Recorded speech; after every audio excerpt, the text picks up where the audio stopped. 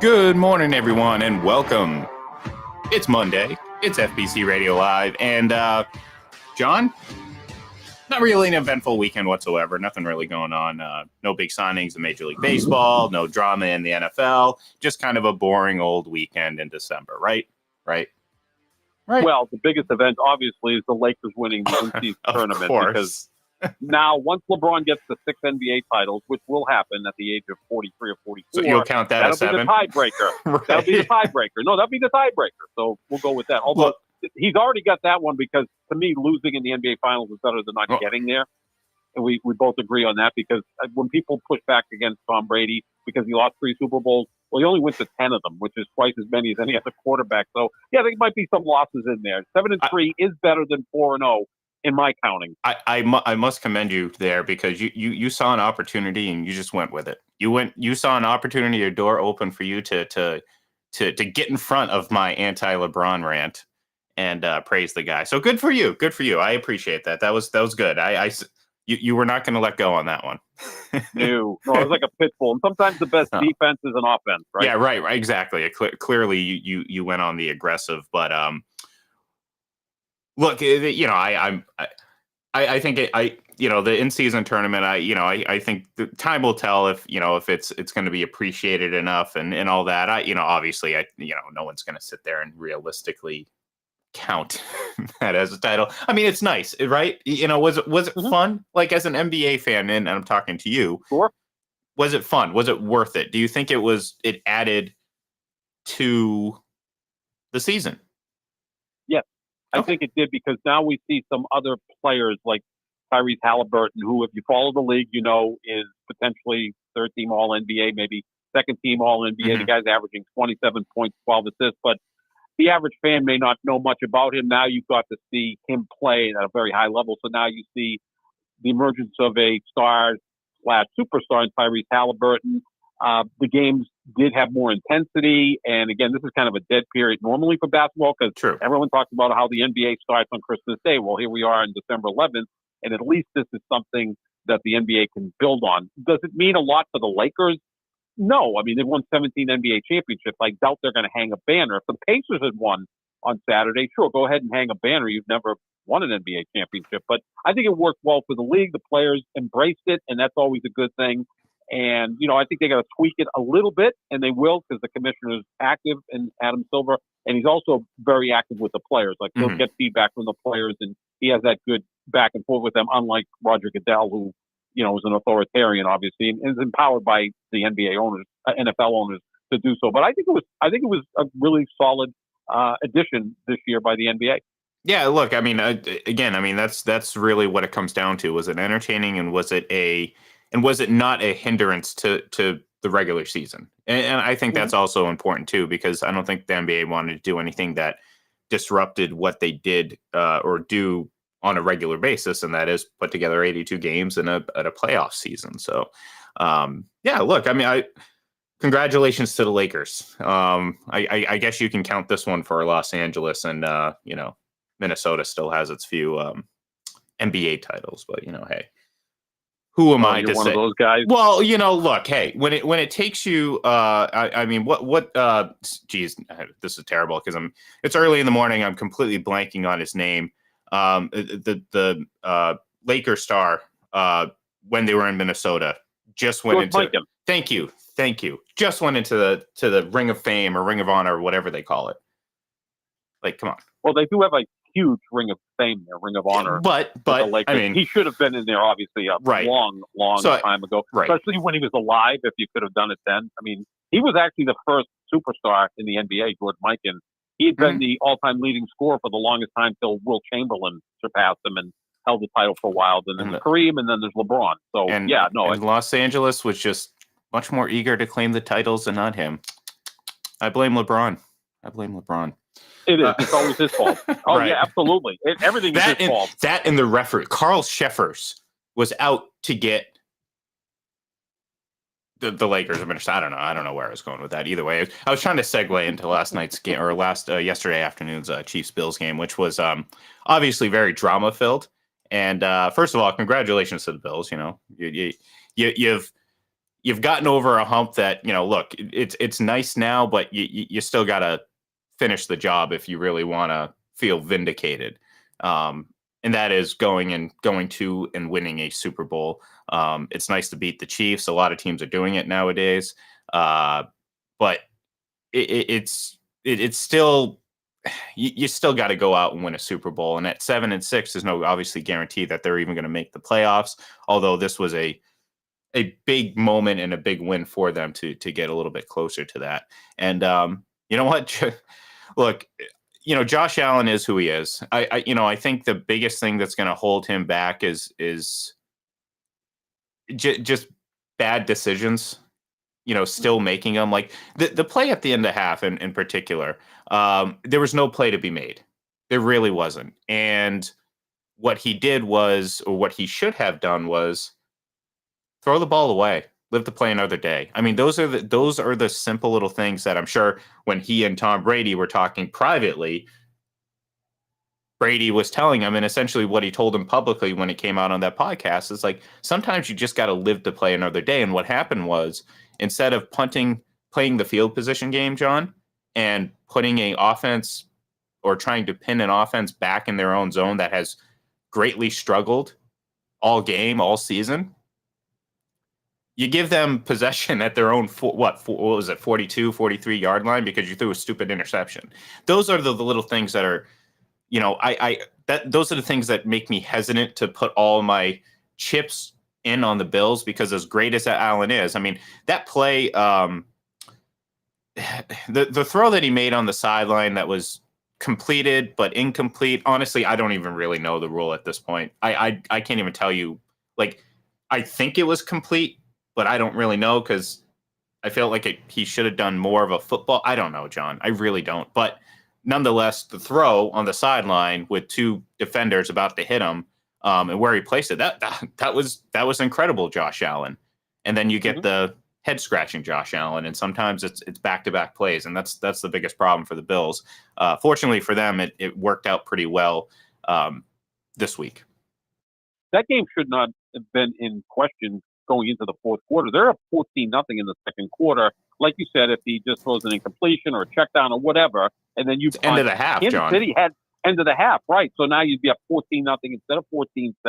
You let Kansas City back in the game. Kansas City had done nothing offensively, right? I mean, there were a couple of 3-and-outs in there, so you've got total momentum there. Just finish off the half, and now you go from there. And he also did something in the second half. Remember, it was 3rd and 27, and he's trying to get the first down rather than maybe getting a 10, 12-yard check down and play field position. He takes the sack. Yeah. So now it's 4th and 38, and you've lost probably 20 yards of field position. KC takes over at the 30 rather than the 10. I mean, that doesn't always play out that way, but you get my point. That's all about quarterbacking, and that's where you don't see the young quarterbacks quite grasping that at the level that we saw with Brady for 20-plus years, and we saw with Rodgers for 15 years, and Manning and all of those guys. Maybe they'll get to that point and understand that, you don't have to make a huge play every time. It's almost like being a golfer. There's nothing wrong with chip and putting, right? You get a par instead of trying to just blast through everything. That's why I thought it was comical when Brady and Rodgers played Mahomes and Josh Allen in golf. Like, Josh Allen and Mahomes were driving the thing 380 yards, but Brady and Rodgers won because they understood how to actually play the sport better. Again, they're older. They get that. Oh, they're just better too. And look, I mean, that's Rodgers clearly the best golfer of the four. Well, I mean, Brady was too, he didn't have enough time in the offseason to practice. I mean, he was in the playoffs, going to Super Bowls. I mean, come on, Low blow number 2 already. Hey, I opened the door earlier for you. You just opened the door for me. But look, I mean, that's a microcosm of what we see in actual football too. I mean, and like, I'm not joking. I'm not trying to be snarky. That's why guys like Brady and Rodgers, I'm going to throw them a compliment here, are better than those guys. And I don't want to, and last night, look, I'm going to get into what we saw towards the end of the game here in a second, because I do think it's everyone's talking about it. So obviously we're going to talk about it too, because, peer pressure is terrible. But no, I mean, there's reasons why we've been saying for a while now. And I think this season has been a bit of not an eye opener, but I think some people are starting to come out of their they're kind of dazed a bit when it comes to Patrick Mahomes. And look, I'm not saying the kid sucks or he can't play football. No, he's a really great young quarterback. No doubt about it. But the lengths that people have gone over the last handful of years to elevate him to a level that he just does not deserve to be at, I think is that foundation has been greatly weakened, especially this season, John. And I know maybe it's unfair to kind of pile on, but for years we've been talking about like I said, I'll go to the things that I've said, and like my thing was I never thought he was when I think about, I'm not even going to bring up Brady here. I'm not even going to compare him to Brady in this sense. But when I think about great deep ball passers, John, I don't think about Patrick Mahomes. I think about Aaron Rodgers. Mm-hmm. To me, that's a guy who throws a great, accurate, deep ball in tight coverage. Doesn't mean he does it every time. Doesn't mean he's perfect. But what I saw for what I have seen from Patrick Mahomes is, well, not so much. And the accuracy isn't necessarily right there. And we're seeing that a lot on display this year, because forget about the offside. It's offside, by the way, too. That's a big pet peeve of mine. People calling it offsides. You get that from hockey, yep. Being around hockey for a while, you kind of get that hammered into you. It's offside, not offsides. Mm-hmm. But the offside penalty, which was obviously, it was clear as day that he was across the line. Like there's no argument there. Prior to that, he was beyond the neutral zone. It wasn't to be in the neutral zone. He was in the defensive zone, if you will. It was so blatant and obvious that like there should be no argument, no gray area, no that's a ticky. No, that's a you cannot not call that. So sorry, Dan Orlovsky. I know you said the exact opposite, but the reality of it is a penalty is a penalty. A rule's a rule, John. And without rules, there's chaos. There's anarchy. Yes. It's funny. I think I might even have to. I might even have that. I finally have an opportunity to play that soundbite, and I completely whiffed it because I don't even remember if I have it or not. Maybe we'll see. We'll find it. But anyways, the rule's a rule. So, but prior to that, John, remember last week we were making fun of Chris Collinsworth because every time towards the end of the game, they're like, oh, you give Patrick Mahomes 6 minutes and only needing, and then immediately throws an interception, and it was crickets. Mm-hmm. Well, he had an opportunity to take the lead with 6 minutes to go. And what did they do, John? They went 3 and out. Yep. Boom, boom, boom. That's it. I mean, you can sit here and blame the wide receivers, and trust me, the media PR team has been working overtime the last few weeks to do so. And yes, he's had some bad drop luck, but it's not so different than some of the other teams that have suffered some of the same disadvantages. The only difference is this is being used as a blanket excuse when the reality of it is this entire team just hasn't played well, especially offensively, him included. Like, he's not making good decisions. He's playing lazily. And like I said, I mean, it's just all adding up to some very sloppy offenses. And let's not forget, I mean, they just came off a stretch where they went 4 straight games without scoring a point in the second half.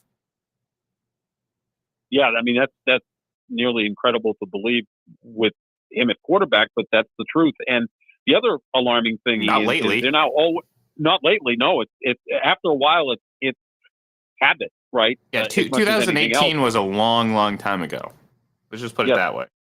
It was, and he's been great in between there, but this year is not his year, and to continue to call him MVP favorite and the Chiefs are favorite in the AFC. Well, again, I don't know who's going to win the AFC. I tweeted out this morning that I think Buffalo has great value at plus 1,100 to win the AFC and like plus 2,400 to win the Super Bowl, because this year is all screwed up. Like, who the hell knows what's going to happen?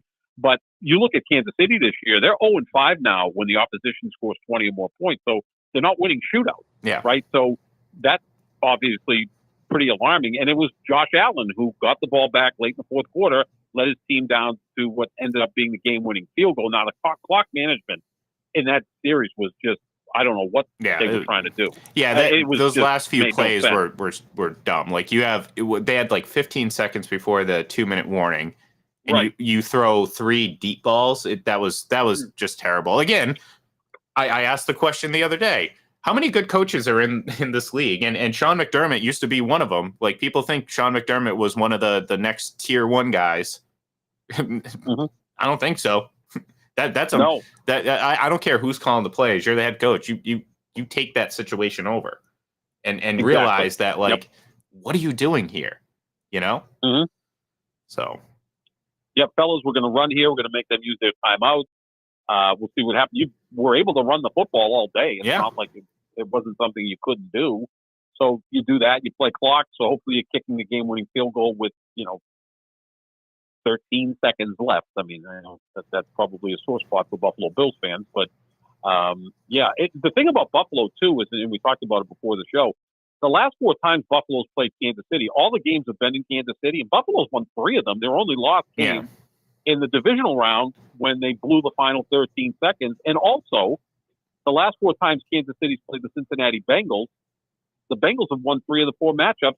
The only loss came last year in the AFC Championship game, which, if Patrick Mahomes and the Chiefs want to complain about calls, unnecessary roughness led to the game-winning field goal. And I think that was the right call. We both agreed on that at the time, but I didn't hear anybody coming out and saying, well, that's not the call to make in that situation because it was a deserved call. So, those things happen ways. It's just the Kansas City Chiefs have some issues going back 5 years for lining up offsides. You're going to figure that out. That should be pretty simple to do. Well, and this is the biggest thing. Now, we've kind of, and I've mentioned this before, I felt like the general, there was starting to be a shift where there was more and more fan bases outside of Patriots and Bucks and, like, Bills fans that were kind of starting to not be like, I hate the anti-Mahomes. It's not anti-Mahomes. I call it just being a realist. And because a lot of the things, look, there are people out there that go over the top. I mean, again, if you're dealing with a no-name account with a goofy avatar or something like that, then you know what? Don't take their opinion too seriously. But most of us, including myself, I see myself as a realist and kind of tone back the praise a little bit because I thought it was getting over the top. Well, you're seeing more and more people do that. And last night was kind of a huge, or at least it feels like it was a huge turning point, because I woke up this morning and I'm going through Twitter right now, and well, not right now, but this morning, and there was a lot of negativity from many different fan bases. Pretty much everyone outside of Kansas City. And like I said, the media PR team that Patrick Mahomes has. And he has some powerful people behind him. Don't get me wrong. Like, there are some people working overtime. Like I said, Dan Orlovsky doesn't even know what to say. He said 3 different things in the same tweet. He literally had to edit this one tweet 3 different times, and I still don't know what he's trying to say. He just can't accept that it was just a penalty, and, they shouldn't have acted the way they did after the game. Now, again, Chiefs fans very quickly were like, oh, but that's just how Tom Brady was. No, it really wasn't, John. Like, there's a pretty distinct difference. Yes, he's had his moments. He's had his blow-ups on the sideline. Sure, he's been competitive. He didn't shake some hands. I get it. If you want to criticize him for that, I'm okay with that. My issue with that is that's more of to satisfy a PR thing as opposed to actual sportsmanship, because we heard about the stuff with Nick Foles where it's like, yeah, he talked with Nick Foles after the game privately. No cameras were there. You know what I mean? So, like, I'm not really too hung up on handshakes. If you want to criticize them, knock yourself out. But, like, people will point to, oh, remember that time he ran up to the official, blah, blah, blah, blah, blah. And I'm like, well, hold on just a second, because in that situation, John, there was a flag thrown on what should have been, I mean, we talk about how obvious this offside was. This was as obvious of a pass interference, holding, whatever you want to call it, as you can get on Rob Gronkowski. He was literally bear hugged into the end zone. He was safeguarded too, wasn't he? Pretty much on that play. Oh, it was. I mean, there was 16 different penalties you could have called, and a flag was thrown, and then inexplicably it was picked up, and it cost the Patriots the game. Like that directly cost them that go-ahead touchdown, I believe it was. So that was the issue he had, and yeah, he ran up to the official. I can't remember who it was at the time. And, he said what he said, but at the same time, John, he didn't have this, like, PR campaign after. Like, you would think, okay, in the moment, I can kind of excuse a little emotion. That's fine. Going up at the podium well after the game and doubling down and talking about how this affects Travis Kelce's legacy and how it's like you should let us play, but the penalty was clear. That's a bad look. And I'm gonna read something that Brady said at the podium after that Carolina game, and in regards to what happened. And this is his response. Well, I think when you play sports long enough, sometimes you're the recipient of things that go your way, and then you're on the other side of it too. For me, I don't think too much about them. I wish they would go our way, and unfortunately, they didn't. That doesn't take away from when you watch the game all the different things we had in our control that I wish we could have done a little bit better. That's leadership. Yeah. That's taking accountability. And he had, and in that situation, John, Brady had every right to be just as animated and pissed off as Patrick Mahomes. But he wasn't. And that's the difference, John. So I dare anyone out there to find me anything that resembled what we saw last night. And the worst part about it, John, too, is what he said to Josh Allen when they're going to shake hands. Did you see all that? Right. Yeah. Like that I think is, forget about the podium stuff, forget about looking like he wanted to go fight the official. That was kind of ridiculous. But the stuff he said to Josh Allen, the worst, drop it there, man. Just, just be humble. Well, Josh Allen, nothing to do with it. Congratulate the guy. Your rivals, maybe your friends, and he beat you again. For the third time in 4 matchups in the most recent years. Absolutely. And he outplayed you. He outplayed you.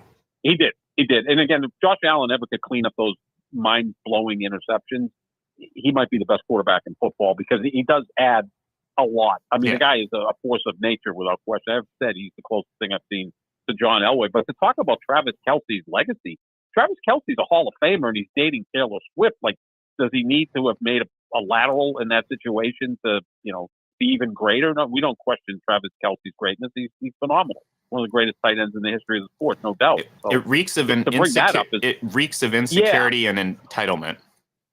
Well, the other thing, too, is I think this is the first time it's been difficult for him, right? I mean, this is his 6th year. They're generally the 1 seed or the 2 seed, and someone knocks out the 1 seed, and then they're at home. It would appear that they're going to still win that division, although they're only a game ahead of Denver. I honestly, John, do you, at this rate, is there any guarantee they win any of their remaining games? I'm not saying they're going to lose all their games, and they should definitely be favored against the Patriots, but you don't think the Patriots defense can cause this team fits? They've done it in the past every time they played. Even if they got to see what the weather's like as well. Yeah, the Patriots just need to score some points. That's their problem. At some point, you got to be, unless the Patriots, maybe the Patriots can play Vegas again and see who could crack 0. Yeah, in a second matchup. Imagine that. We had a 6-0 and then we get a 3-0. The next week 3-0. Yeah, it's like, what was that? Frank Viola and Dave Stewart? Or something? Oh my God, so terrible, terrible. But you look at it, it's a new thing. This is now the first time that Patrick Mahomes has had something go wrong, and that's always difficult for someone to adapt to. And look, players have to learn how to, right? Unless you're Bill Russell, who won 11 out of 13 championships, you're going to have some disappointment along the way. So now it's 8-5, only a game ahead of Denver. I think Denver does have one more divisional loss because they lost to the Raiders earlier in the season. But who's better right now, John? That's a serious question. Denver's playing really well. I mean, who's playing better quarterback right now? You can make a case Russell Wilson definitely put up better numbers than Mahomes, right? And they have better wide receivers. Cortland Sutton is really good. Josh Jeudy, I don't know what is wrong with him. He just hasn't developed as a receiver as we would have thought. But yeah, I mean, right now, look, Denver played him twice in 3 weeks and was competitive in the loss, and then beat him handily in the win. So. Sure. Yeah. I mean, I don't think Kansas City's even guaranteed to win their own division, so they're going to have to play some games on the road, which they haven't done in the previous 5 years. So it's a new thing for them, and how they handle that, we'll see. Well, and this is exactly why when over the last couple of years, you deal with like the Chiefs fans or like the over the top media people who are talking about baby goat this or this, that, and the other, on pace to be. This is why we all kind of laughed and kind of pushed back at it. Or at least I did. I'm not trying to speak for anyone else, but I know there are people out there that agreed with me. And this is the stuff right here, because we kept saying, it's like, look, this isn't an unfair question, but like, yeah, no one's saying that he's a product of his environment. But to sit there and act like we've seen him without that is foolish, because we haven't. And right now, John, I mean, hell, I think it's, again, I would never say that he's a product of his environment, but like this one season with some downplay around him is not doing anything to dissuade that opinion. I mean, I'm not going to go that far, right? But it's hard not to sit there and say, well, there's a, you're not. Last year you had Travis Kelce, and I got into this argument yesterday because, again, like, I don't know what. Look, it's the Patriots offense, so I'm not gonna. I don't know what Juju Smith-Schuster is or was or whatever. But like last year, they had an elite season from Travis Kelce. They're not getting that this year. It makes sense. He's 34 years old. You can't expect him to have back-to-back career years at that age. It's just impossible at that position. And he's a guy who doesn't get as beat up as Rob Gronkowski did. And look, it's still a impactful position. So you don't have that. You don't have a dynamic receiver. So you're dealing with, well, what a lot of players have dealt with for many years. And that is, well, you don't have the luxury of a couple all-pro weapons. And it's certainly one named Tyreek Hill, who we see is, I mean, you've said it before. I think he's the biggest game-changing weapon on offense. Yeah. He is. He's the most impactful player, no doubt about it. Quarterback. And I swear at times he seems even more impactful than quarterbacks. I know he doesn't touch the ball as often, but ask Tua about that. How much of an impact ask Patrick Mahomes had on him? Because I saw a Chiefs fan yesterday try to literally. It was the most ironic tweet I've ever seen in my life. He went on to say, or he asked ironically, and it somehow came back at him. But he asked the question is like, throwing dump offs and getting 50 plus yards of yak, or throwing ducks to Tyreek Hill and getting 50 plus yards yak is indicative of elite quarterback play in regards to Tua, trying to kind of knock him down a bit. And I responded with, you described the Chiefs offense with Patrick Mahomes. Mm-hmm. I mean, with Tyreek Hill, I'm sorry. A lot of yak with Tyreek Hill, no matter where he plays. They have a lot of yak now, John. Because that's what the offense is. And that's why last night, I picked the Bills to win because, well, for a lot of reasons. And I felt more confident knowing that Isaiah Pacheco wasn't playing, because guess what? It was one of the three people that he relies on. He wasn't out there last night. Right. It's like I said, I mean, there's a sense of, not vindication, but a sense of like, okay, now a lot more people are kind of seeing what I and a lot of others have seen for a while. Great young quarterback, no doubt about it. No one's saying otherwise. But the over the top anointment and he can do this with anyone. We still hear it from Tony Romo like every week, or Chris Collinsworth. It's like these things add to this like narrative that like I said, I think is starting to change a little bit, because what we saw last night on a fairly national level, I know it wasn't a standalone game, but Bills Chiefs kind of got its, own attention, of course. And rightfully so. I mean, it's a marquee game. So a lot of people saw it. And of course, the reaction after the fact, more people are going to see it, even if they didn't see the game. So I think there is a changing perception of this team. And look, the reality of it is, how are they going to handle it? Because, well, we know what the Patriots did. They thrived off being hated. Now, I think there's similarities and there's also differences. Obviously, the Chiefs have certainly not built up that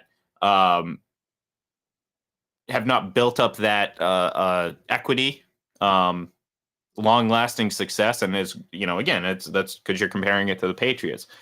And obviously, like I pointed out, the difference between we've never seen. Again, correct me if I'm wrong, and anyone out there listening or whatever, but we've never seen that level of just head-scratching actions on Brady's behalf. Like, he's an emotional guy, and like I said, if you have issues with the handshaking, and if you want to talk about that time that he kind of got in the face of the official, by all means do it. I can point out the differences, and very clear differences in my opinion. Last night, I think, really started to kind of shift the tides a bit. And I think you're seeing a far more, if you're going to say Chiefs fans or the field, well, I think the field is primarily every other fan base at this point. Yeah, I mean, the way he communicated with Josh Allen was not a classy act. Shake the man's hand Hmm. and say, "Hey, hopefully we'll see you guys in the playoffs," and then to carry over to the podium. I get that. Maybe you have someone else on the team do that. Like you're supposed to be above that. Maybe you have Right. one of the wide receivers. Although Or respond I don't know exactly who. how Brady did. Or just do it in that way and say, "Look, if we just played better in the first half, we wouldn't have been down 14-0. I got the ball back with 6 minutes left in a tie game, and what did I do? A 3-0, which is not good." So yeah, I mean this is all new territory for them, and they're trying to find their way through this. I've said this since about midseason, Ian. This whole team seems distracted. The whole Taylor Swift thing with Travis Kelce seems to be a distraction, and I think Mahomes. And again, he's got kind of a. I think they all believe the hype. Well, they do believe the hype, and I don't know if they're able to handle it. And also, he's got kind of a wife that's a little out there, and a brother that's kind of out there. So maybe he has to reel all of this in. And look, Tom Brady was dating Giselle as he was going for an undefeated season. I mean, there's a lot of a circus-like atmosphere there. The Patriots always handle that. I mean, look, they handled playing a season with a serial killer in their locker room, and then Tim they played Tebow. the next season. And I'm not even saying that as like a joke. Like, remember the media circus that came with Tebow? Oh God, yeah, yeah. And then the following year, they're dealing with now. Well, get into the minutia of convicted serial killer, but the whole trial and yep. Aaron Hernandez is in jail, and they dealt with that. And so 2012 and 2013, they still made it to the AFC Championship game both years. They handle that stuff. Look, the way they handled Deflategate, the way Brady handled that, and the way Belichick handled it in terms of just keeping focus. Yeah. And to be down 10 points going in the fourth quarter, at that point, I think 99% of the other teams would have said, you know what, it's not our year. Instead, they were able to put together 2 touchdown drives, or at least he was able to put together 2 touchdown drives. Yeah, that's Barry Bonds. I always go back. I got to bring up my favorite athlete of all time. It was a circus around him for years, and I've never seen a guy thrive on that more than him. Like, he loved being booed by 56,000 fans. He said that. He goes, "I'm at Dodger Stadium. 56,000 people hate me. They're booing me. How cool is that?" I mean, again, I kind of go back to that Bonds and Jordan and Tiger Woods and Kobe and Brady are all sociopaths. Now, Brady's kind of the smiling sociopath, the sociopath that lives next door that looks like a dorky dad. But those guys they can compartmentalize stuff better than any other athlete. Other ones love to be loved, and maybe Mahomes, this is new territory for him. Well, I mean, think about it, John. I mean, since day one, it was, baby GOAT, and Travis Kelce is the GOAT, and this is the GOAT, and they're the GOAT, and this is the greatest incompletion ever, or this is the greatest this, or greatest 5-year stretch, greatest start ever. And it's like constant everything. And we used to joke about this, or I still joke about it pretty much every time we bring it up. It's like, everything's the greatest. And if I said otherwise, if I didn't agree that he was on pace to be the GOAT, which I think is such a silly thing to say at this point, certainly in his career, then I'm a hater, or I'm anti-Mahomes, or I'm just a homer. It's like, no, I'm just a realist. And it's like, now you're seeing why it was so silly to say all these things. Is Andy Reid the GOAT? No, he's a great coach, but the guy's won 2 Super Bowls. There's other coaches say what you want about Bill Belichick. The guy's won 6 Super Bowls. And you're going to say, it's because of Tom Brady. Well, what did Andy Reid win without Patrick Mahomes? Right. And what success did he have without Donovan McNabb? So, save me the quarterback. I mean, I say it all the time. Outside of Dan Gibbs, or Joe Gibbs, I just somehow mashed Poor up. Guy, Dan. Disrespecting I know. him by not even giving him the right name. This is how disrespectful. I know. I would. Gibbs. For some reason, I was thinking like. You think he's one of the Bee Gees or something? Yeah. I know. Gibbs. I was on a roll, and then I screwed up the name. Yeah. It's all right. It's not as but here I was. I didn't correct your name screw up earlier. It's okay though. What did I say? You said Josh. Judy. That's right. Yeah. It was Jerry Judy. I was like, Judy. I'll let it slide. I'll let it slide. Correct me. I right initial at least. JJ. Yeah. Right. But like that's that's what I'm saying. What coach is successful without a great quarterback? And Joe Gibbs had some pretty darn good defenses during that time as well. So, so again, it's silly to me that like this overhype has just it hit a fever pitch. It's boiled over, and I mean it doesn't help that guys like Collinsworth and Romo and Dan Orlovsky, guys with prominent roles in the media, fuel this. I mean it is what it is. It's how the machine works. But now we're seeing in real time like, okay, things aren't going right, and it's turned into Well, John, he may finish with fewer touchdowns than Tom Brady did in 2002. And you know how much people knock him for leading the league in touchdowns with 2028 in 2002? And it's going to be funny that Patrick Mahomes might end up with, well, about 28 touchdowns. And it's like, what are you going to say there? It's 2023, you know? In one more game as well. It's a Yeah. 17-game schedule. So Exactly. the thing is, too, this is why, to go kind of on a side here, is this is why Troy Aikman's the best analyst among all the top analysts in the sport, because he's not afraid to criticize a quarterback. Maybe it's because he's more self-assured. Look, he can also flash 3 Super Bowl rings in front of people's faces if they want to say anything. I think he's one of the great quarterbacks of all time. I think he played the way the team needed him to play. Right. You know, that first Super Bowl, he was MVP of that game against Buffalo. He could light it up when needed, but, you know, he had an outstanding defense and a great running game. But he's not afraid to – he doesn't just throw bouquets out at every quarterback. The Packers fans were always irate that he would criticize Rodgers, and I'm like, good, that's his job. Yeah. And a lot of the criticism was appropriate. Of course. Anybody, he could criticize Tom Brady even if he makes a bad throw within the game. Absolutely. That doesn't mean he's criticizing the guy as being a great quarterback. It's like, well, Tom misread the play here, and he threw to this spot. It got intercepted. Here's why it got intercepted. He had someone open in the flat. Like that's what the analyst does. On the flip side, you have Tony Romo trying to dig for whatever excuse he can make as to why the bad throw from Patrick Mahomes wasn't his fault. When it's like, okay, it hit the receiver's fingertips, but the receiver had to contort his body behind him, and you threw it into double coverage. There was a play like that in the game, and immediately they went to, another drop. And I'm like, how are you calling that a drop when the receiver had to go up in the air to try to catch the ball and was in the middle of being double covered? You can't expect that's not supposed to be a catchable ball. If he comes down with it, that's a great play by the receiver. You know? So and you see that constantly, you know, it goes back a couple weeks where, you know, what were we talking about? The touchdown from CJ Stroud, I think it was, or no, from one of those players. And they were like, oh, that was very Mahomes-like. And it was just like, ugh, like, come on, like, give me a break, Collinsworth, you know? So anyways, very entertaining. We're going to get more into, we're going to save our Eagles and Cowboys talk here until tomorrow, because we're obviously kind of pushing the limit. We're actually over our limit right now, and that deserves quite a bit of talk, because the Eagles have stumbled here a little bit, and you know, this was certainly a big win for Dallas. I do want to before we go though, we got to talk about Shohei Ohtani, because this was the most anticlimactic big free agent signing ever. Like, of course he signed with the Dodgers. Great. Mm-hmm. They're going to win over under 0.5 World Series. I'm going to take the under, John.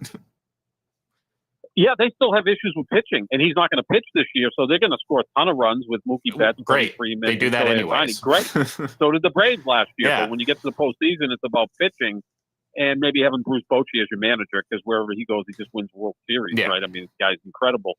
But, yeah, the Dodgers, look, they have won one World Series since 1988, and that's the same as the LA Angels, by the way, in that period of time. And at least the Angels won it in a full season against the San Francisco Giants, led by Barry Bonds in the 2002 World Series. The Dodgers won it in a 60-game season. Like, I keep hearing all this pushback about the Lakers winning in the bubble. That's more impressive than what the Dodgers did. A 60-game schedule, and then you play on some neutral field like the Lakers did, but, you know, the Lakers had earned home court advantage throughout the playoffs and didn't benefit from it. But, this was not a surprise at all. The other time in terms of LA free agency was 5 years ago when LeBron signed with the Lakers. We knew that was going to happen. That wasn't a shock at all. It was like, of course he's going to sign with them. Yeah, the money, I think, is startling to a lot of people. But, Ian, I really believe that this is an investment, not a cost. They're going to make their money back and then some with Shohei Ohtani, because 10 years, $700 million. Just think of the jersey sales in Japan. Oh, I mean, absolutely. What do those jerseys go for? $150? Like, you know, the real authentic jerseys. If not more, I'm a little out of touch with that. If it's $100 profit and they sell, I don't know, several million of those in a given year, which they will in Japan and in Southern California, he's going to make his money back for the Major League Baseball and the Dodgers just on that, let alone if they average 3,000 more people per game in attendance, corporate signage from Japan, higher TV and radio rights. It's an investment. He's going to make that money back, and he deferred quite a bit of it, so it frees them up to not get penalized so much with the luxury tax so that they can remain competitive. The Dodgers are always going to be competitive because they have some great players and they can spend money, and they're fairly well run. They just tend to choke when they get to the postseason. But this was not a surprise at all. I was hoping for the Giants, but you just knew it was going to be the Dodgers. Yeah, and look, I mean, for him, it's like, okay, it's you move across the street, good for you, you know. Like it's almost like you take a different turn. It's like if you go from the Jets to the Giants, you just take a different turn to the locker room now. You know, so but yeah, it's like, okay, you know, you thought, like, I was kind of surprised when all that stuff about Toronto, I was like, wow, is Toronto really gonna?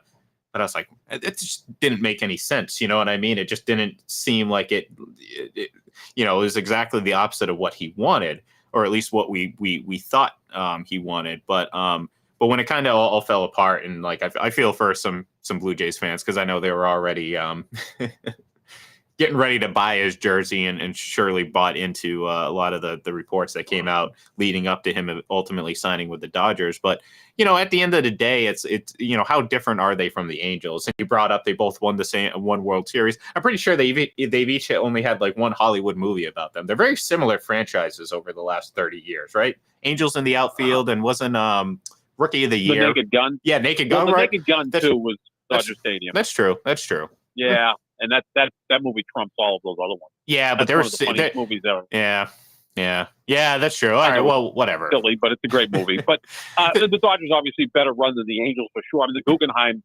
Fund is like endless, so they pour money into the ballpark and into the organization just to get to the postseason. They can't win. That's what makes baseball fascinating. Like, we all just assume the Braves and Dodgers were going to meet in the NLCS, and it was the Phillies and Diamondbacks. Like, who thought Texas was going to go undefeated on the road in the postseason? These things happen in baseball, which, you know, the postseason is so short compared to the regular season. It's like best of 5 in the divisional round. Like, even with Shohei Ohtani, what if Mookie Betts, Shohei Ohtani, and Freddie Freeman don't hit in that series? What are they going to do? They don't have great pitching. But, you know, if Toronto was really going to sign him, they probably would have had to offer him close to $1 billion because of the exchange rate.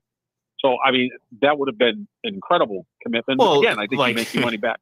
When you think, I know this isn't woe is me, Shohei Ohtani, but at the end of the day, he's getting about half of what his actual yearly rate is based on the taxes he's going to pay in California anyways. Yeah. So, if I were him, I would have come to Florida and signed a $700 million deal with whatever team. I mean, let's just put it that way. I don't really care. Pick a team. Exactly, because that nearly 50, if not over 50%, turns into about 37, and that's 14% California, right? California, New York, 14%. That's crazy. $1 out of every $7 goes. $100 million of the $700 million goes to the state of California. And probably close to 30% goes to the federal government. You're right. That's why I love those tweets where it's like, congratulations, the federal government just signed a 10-year, $364 million deal with the Dodgers, and it's true. It's true. It's true. Yeah. I mean, they're sitting there saying like, oh, I love free agent period.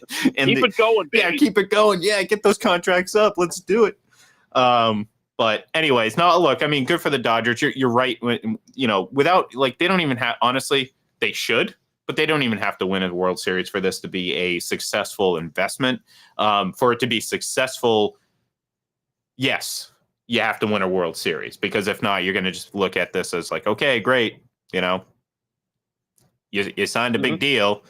You had some nice moments, but ultimately you didn't win anything because of it. But like you said, at the end of the day, jersey sales, you know, hype, TV rights deals, and Japan, all that stuff. I mean, and again, who knows? Access to other players as well. True. Yep. You know, if down they the want line. to really be in on Yamamoto, maybe that True. The Dodgers would be interested in him, and he's supposed to be the best pitching prospect to come out of Japan ever. Yeah. So again, there's so many things where, you know, from a business standpoint, winning a World Series is almost kind of far down the list in terms of what the positives are going to come back for all this. So yeah, look, I mean, good for the Dodgers. When you have that money and you can spend that money, go for it. Absolutely. I never dissuade, because, like, here's the thing, John, when it fails, it's even more satisfying. Like, look, like, okay, the Yankees went out and got Juan Soto. Awesome. Great. I don't care. How many times are we going to fall for, oh my God, the Yankees went out and got the best hitter on the market? This is going to change everything, except this is the same thing they've been doing for 25 years. And how many World Series titles do they have to their name? Just one since the turn of the century. But you know what, though? I give them credit, though. They go 82-80, and they get shaken up enough to go out and make a big deal. Maybe could go 87-74 the next year. Good for them. Better than the Red Sox, 78-84 back-to-back years. The Red Sox have 4 World Series titles in the same time period. See one on the horizon. No, well, but that's how they do it, John. They make you feel like there's nothing in sight, and then boom, 100-win season, World Series, back to the bottom of the division. They've turned into the New York Giants. It's like they're horrible, and then all of a sudden, whoa, look at this. They're in the playoffs, and they win it all. It's the same thing. I mean, they finished last 6 out of the last 12 years. Yeah. That's difficult to do when you have Baltimore that was constantly rebuilding.